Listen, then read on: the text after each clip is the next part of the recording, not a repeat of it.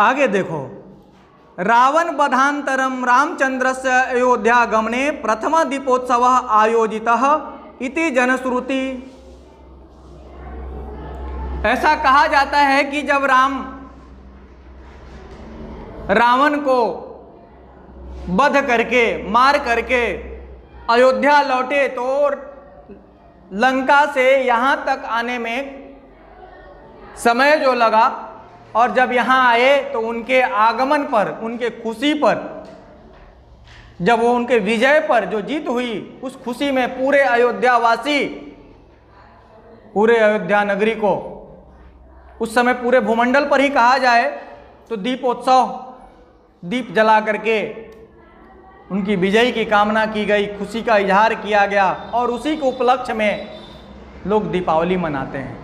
ऐसा हमारे एक जनश्रुति भी है।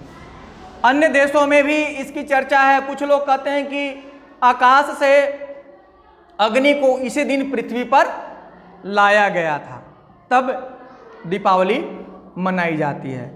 और भी कई तरह की अपने अपने क्षेत्रों में कहानियां हैं।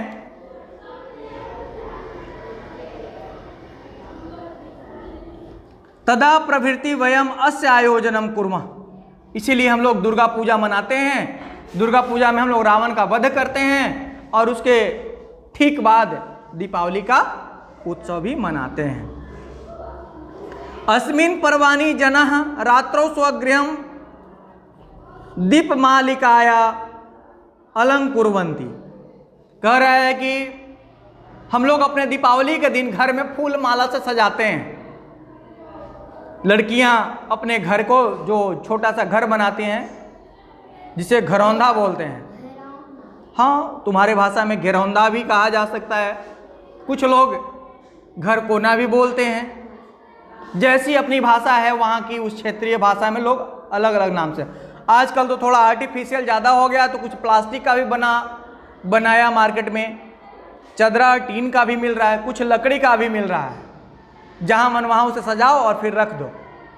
लेकिन पहले गांव घर में आज भी कुछ लोग मिट्टी का ही बनाते हैं और एक स्थान पर वह स्थित रहता है और उसे सजाते हैं। उसमें अपने यहाँ का जो मिट्टी का चूका बर्तन है, बहुत सारा पात्र मिलेगा मिट्टी का, तवा, कढ़ाई, ग्लास रहता है, और एक मूर्ति भी रहता है जिसे हम लोग सामान्य भाषा में डायन की मूर्ति कहते हैं। उसका भी हम लोग रख करके उसके सर के ऊपर दीपक जलाते हैं, फिर पूजा पाठ करते हैं। उसके पहले अपने घरों को सजाते वगैरह भी हैं और अच्छा लगता है। काफ़ी बच्चे तो खास करके ज़्यादा खुश रहते हैं। अस्मिन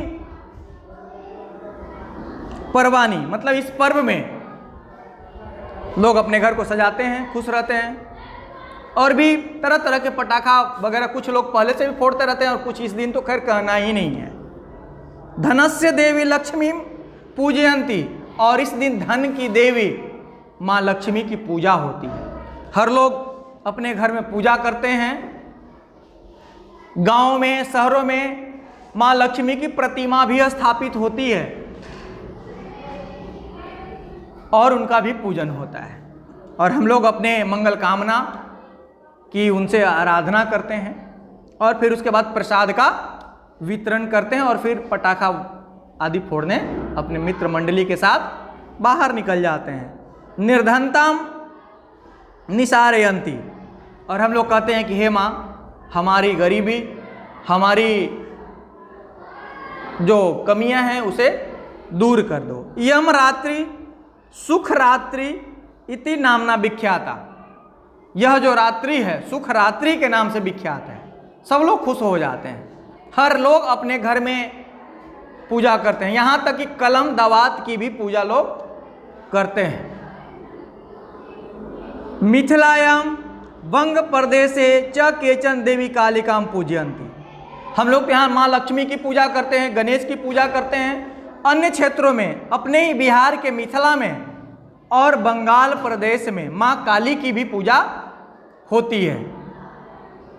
वर्षा काले वृद्धिम उपगतानाम कीट पतंगानाम पूरा तैल वर्धिका भी विनाशो भवती अस्मा, अब तो जो गांव में बिजली आ जाने से, शहरों में बिजली आ जाने से तेल का दीपक का प्रचार प्रसार कम हो गया है। न तो पहले जो बरसात के दिनों में, जो हम लोग पाठ में पहले पढ़े, कीड़े मकोड़े का अधिक आगमन हो जाता, वह तेल का जो दीपक जलाते थे दीपावली में, उसमें क्या होते थे, कीड़े मकोड़े जल करके मर जाते थे। आजकल तो बिजली बत्ती आ गई है, कीड़े मकोड़े इसमें जलते नहीं, जलते तो जलना तो दूर, और नहीं तो अपने पड़ोसी अड़ोसी को भी लेके चले आते हैं, अपने मित्र रिश्तेदार को भी ले आते हैं, और एक बल्ब जहाँ जल रहा होता है वहाँ पे हजारों की संख्या में कीड़े मकोड़े क्या होते हैं, घूमते रहते हैं। पहले तो एक जल गया तो वहीं खत्म हो गया दीपक के जलाने के क्रम में, या जल गया उसके बाद उसमें मर गया। लेकिन अब तो बिजली बत्ती, तरह तरह के लाल पीला हरा बत्ती, तो उतने तरह के कीड़े मकोड़े लाल पीले हरे कीड़े भी आकर के वहाँ डांस करते रहते हैं। यहाँ तक कि कुछ उन लोग भी दीपावली का पर्व मनाते रहता है।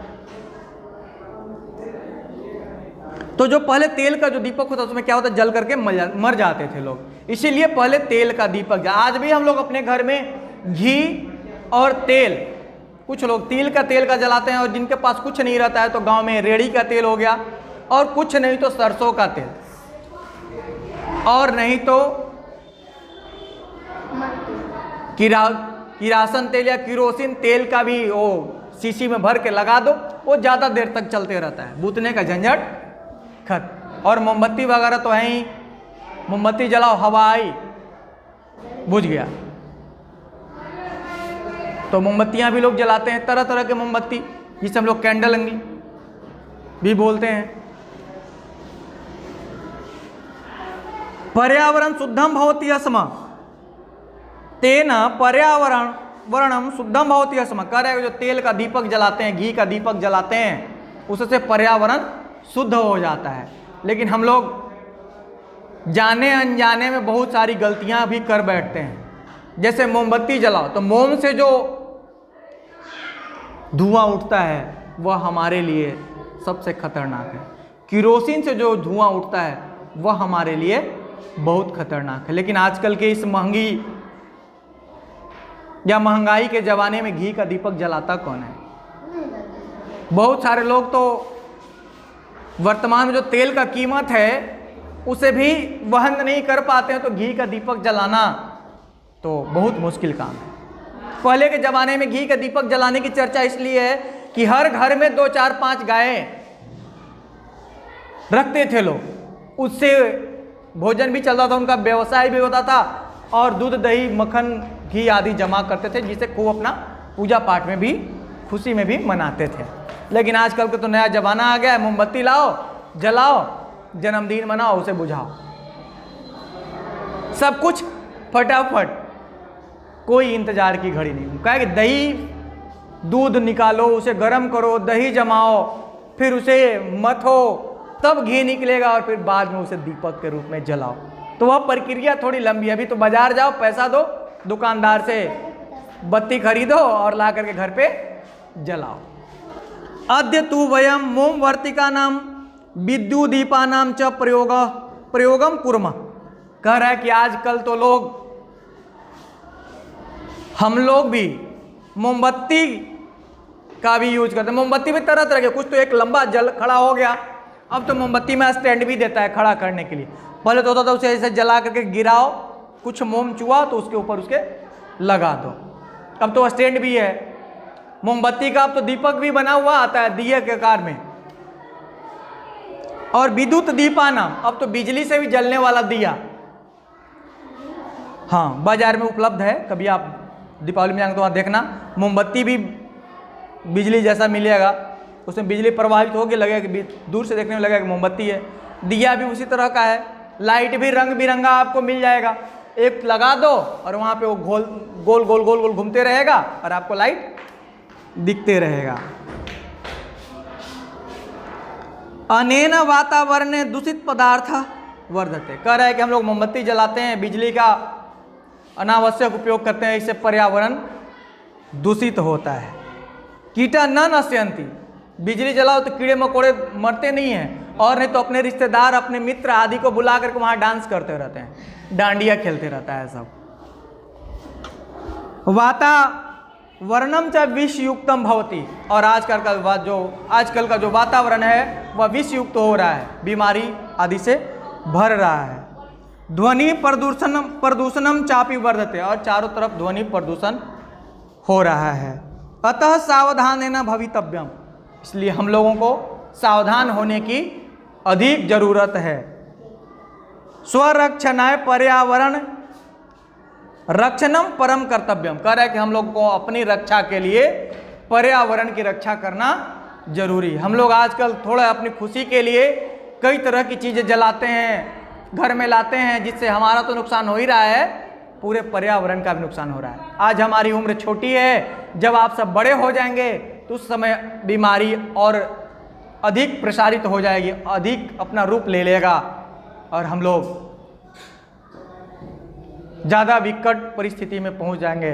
इसलिए अभी से ही कम से कम कुछ हो या ना हो, दीपावली में जब साफ सफाई करते हैं तो उसके बाद भी अपने घरों के आस पड़ोस कूड़ा कचरा इधर उधर न फैलाएं। दीपावली के दिन पटाखा फोड़ें, ज़्यादा कदा पटाखा फोड़े, ये नहीं कि बस सुबह से रात तक फोड़ते हैं तो फोड़ते रहें। पटाखा फोड़ने से भी पर्यावरण दूषित होता है। उस दिन खेलो कूदो, खूब आपस में नाचो गाओ झूमो, लेकिन पटाखा भी फोड़ो, कम फोड़ो, ज़्यादा नहीं।